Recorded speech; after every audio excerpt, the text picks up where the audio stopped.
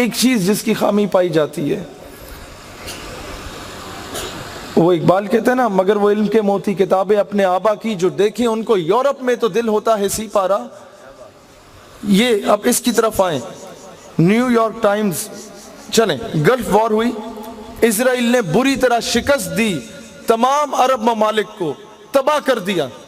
اسرائیل کو بنے کچھ عرصہ ہوا تھا، تو ہوا کیا کہ اس کی جو وزیر اعظم تھی گولڈا مائر، اس سے نیو یارک ٹائم ایک بین الاقوامی سطح کا اخبار ہے، اس کا نمائندہ پوچھتا ہے آپ نے مسلمانوں کو تباہ کر دیا، سب کچھ بیچ دیا، کھانے کو کچھ نہیں تھا آپ کے پاس، اور امریکہ سے اسلحہ خریدا، یہ کہاں سے سیکھا آپ نے؟ اب سنیں، وہ کہتی ہے میں جب رسول اللہ مسلمانوں کے نبی کو پڑھ رہی تھی تو میں نے ان سے سیکھ لیا یہ بات۔ کہتے ہیں کیسے سیکھا آپ نے؟ وہ اب سنیں غور سے، وہ کہتے ہے کہ میں نے یہ پڑھا کہ جب رسول اللہ علیہ السلام نے پردہ فرمایا تو گھر میں چراغ جلانے کو تیل موجود نہیں تھا، لیکن گھر کی دیوار پہ 9 تلواریں لٹک رہی تھی۔ مجھے یہ سبق ملا کہ مسلمان کے گھر میں بھوک پیاس کا عالم ہو سکتا ہے، مسلمان اپنی غیرت پہ سمجھوتا نہیں کر سکتا۔ دوستان ذی وقار، یہ سمجھنے کی ضرورت ہے۔ 1857 کی جنگ آزادی کے بعد حضرت 2 کام ہوئے، مسلمانوں کو کیسے شکست دی جائے۔ انگریز نے کہا 2 کام کرو، ایک مرزا غلام احمد قادیانی کو انٹروڈیوس کرایا کہ یہ جہاد کی نفی میں کتابیں لکھے کہ دور حاضر میں جہاد جائز نہیں ہے۔ نمبر 1، یہ سب سے امپورٹنٹ کام جو اسے سونپا گیا۔ اور نمبر 2، دل سے عشق مصطفیٰ کی تڑپ کو نکال دو۔ علامہ کفایت علی کافی کو جب انہوں نے جہاد کا فتویٰ دے دیا جنگ آزادی میں، تو انہیں کہا گیا یہ فتویٰ واپس لے لیں، آپ بڑے بزرگ ہیں، ہم معاف کر دیں گے۔ انہوں نے کہا نہیں، یہ محمد عربی کا کلمہ پڑھنے کے لیے پڑھا ہے نا، چھوڑنے کے لیے تو نہیں پڑھا۔ تو ان کے سامنے علماء کو توپوں سے باندھا گیا اور پھر ان کے چیتھڑے اڑائے گئے، دنیا نے دیکھا۔ پھر علامہ کفایت علی کافی سے کہا فتویٰ واپس لو، انہوں نے نہیں لیا۔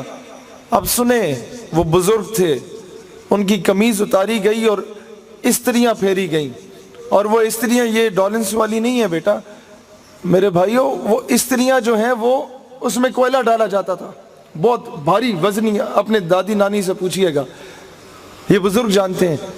وہ استریاں پھیری گئیں، پھر مرچیں پھینکی گئیں ان کے، وہ جب چمڑی اتر گئی، پھر استریاں پھیری گئیں، پھر انہیں جب پھانسی کے پھندے پہ اگلے دن لے کے جایا جا رہا تھا، پھر تر و تازہ ہو کے دبنگ طریقے سے جا رہے تھے، اور تب یہ نعتیہ کلامات لکھے تھے کہ کوئی گل باقی رہے گا نہ چمن رہ جائے گا، بس رسول اللہ کا دین حسن رہ جائے گا۔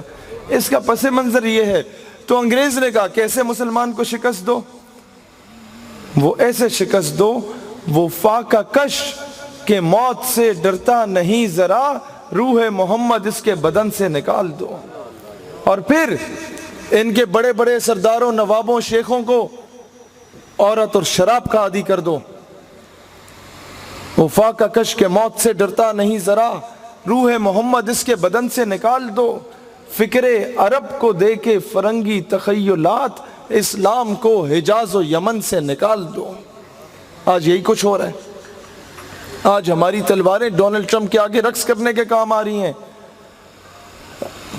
ایوبی نے کہا کہ جب مسلمان کی تلوار پہ عورت اور شراب آ جاتی ہے تو وہ زنگ آلود ہو جاتی ہے اور وہ حکمران بے غیرت ہو جاتا ہے۔ پھر وہ تلواریں کشمیر، برما اور فلسطین کے لیے نہیں اٹھتی۔ اب میسج کیا ہے آخر میں؟ جو پیغام میں دے کے جانا چاہتا ہوں، جو مائیں بہنیں سن رہی ہیں ان کے لیے بالخصوص کہ آنے والی نسلوں کی تربیت آپ لوگوں نے کرنی ہے۔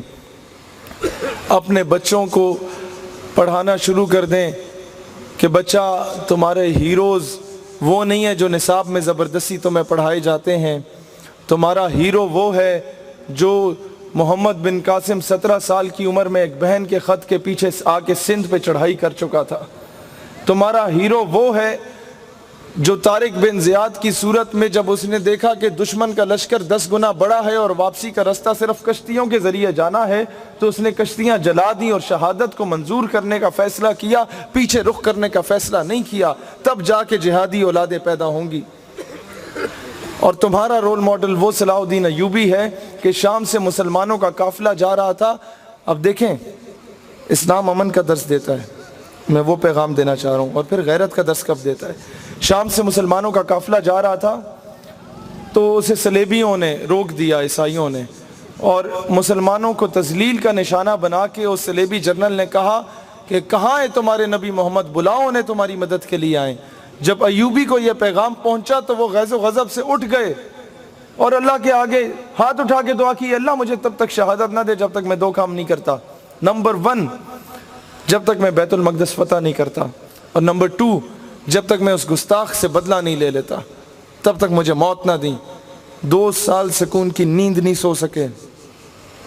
یہ عالم تھا اس عاشق رسول کا، اس چیف آف آرمی سٹاف کا۔ یہ ہوتے ہیں چیف آف آرمی سٹاف، دلیر، دبنگ۔ بیت المقدس فتح کیا گیا، تمام صلیبی جرنیلوں کو لائنوں میں بٹھایا گیا۔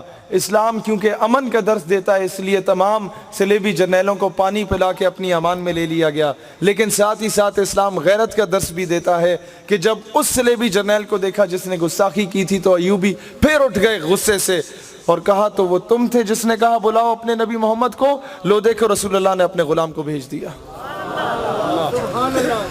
آج اپنے بچوں کو پڑھائیں کہ تمہارا رول ماڈل نور الدین زنگی ہے، جس نے گستاخوں کو واصل جہنم کرنے کے بعد مدینہ کی گلیوں میں روتے ہوئے پھرتے تھے، رسول اللہ نے مجھے چنا اس کام کے لیے۔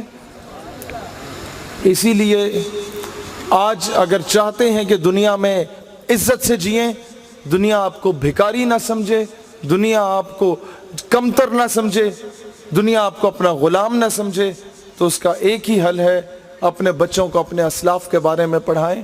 اپنے بچوں کو وہ کیا ہے، گھٹنے نہ ٹیک دے کوئی باطل کے سامنے، بچوں کو پھر سناؤ تم قصہ حسین کا۔